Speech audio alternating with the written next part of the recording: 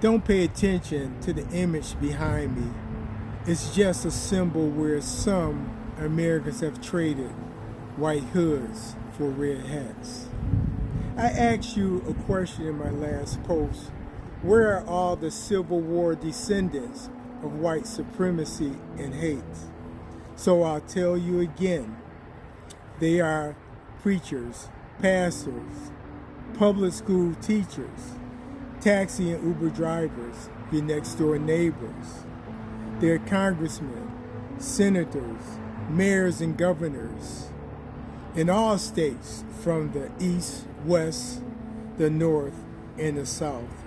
They are doctors, nurses, lawyers, even Supreme Court justices. They are the butchers, the bakers, the bricklayers. They are policemen, firefighters. They are in the Navy, Army, Air Force, and Marines. The Coast Guards, too. They are in the White House, state houses. They are Democrats, Republicans, independents, moderates, and folks that didn't even vote at all. There are powerful people in the FCC, powerful people in ABC and CBS, these television networks.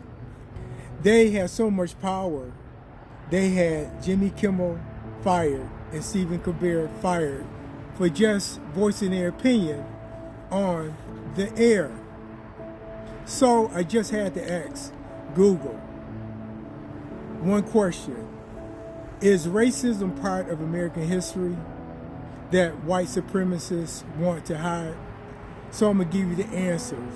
Don't close your ears and close your eyes.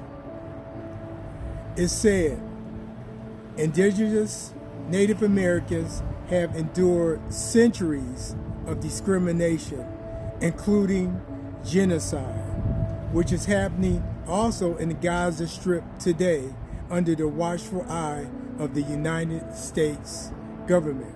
It also said Native Americans had forced removal from their land, forced assimilation policies, Indian boarding schools meant to strip them of culture and identity and subject them to abuse. It said African American slaves were beaten to death. Those are my own words because those my ancestors endured so much pain. They successfully stripped our culture, they breeded them like cattle, and stripped our identity from me and all my ancestors. So even dating back to even colonial era, discrimination was deeply rooted in slavery and continued in institutionalized racism that included segregation, violence, voting suppression, and ongoing social economic disparities. And it said this, and I'm going to mention some other things that the white supremacists don't want you to know. Not only did they scourge and whip the slaves, they took their offsprings, they lynched them, killing them, using their skin for shoes, belts, wallets, hats, and teeth for dentures, and hair to stuff chairs. They even made postcards of lynchings to send to friends and family.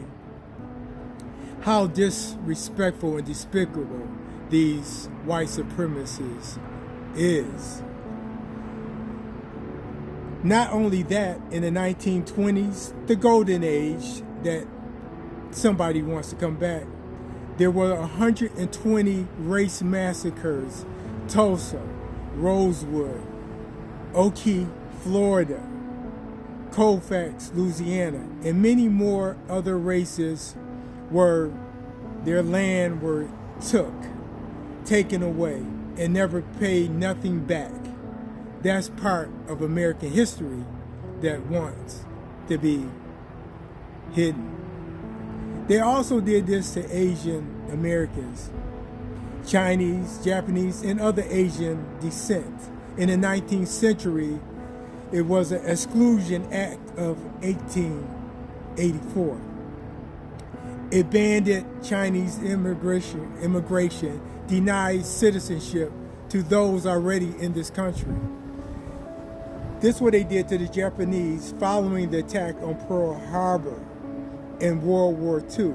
The United States government forcibly incarcerated 100,000 Japanese American citizens and placed them in internment camps. I guess that's a novel idea of what they're doing today. It sounds like history repeating itself again. Mexican American migrants are placed in internment camps like Alcatraz, and making them disappear off the face of this planet. So I'm almost done.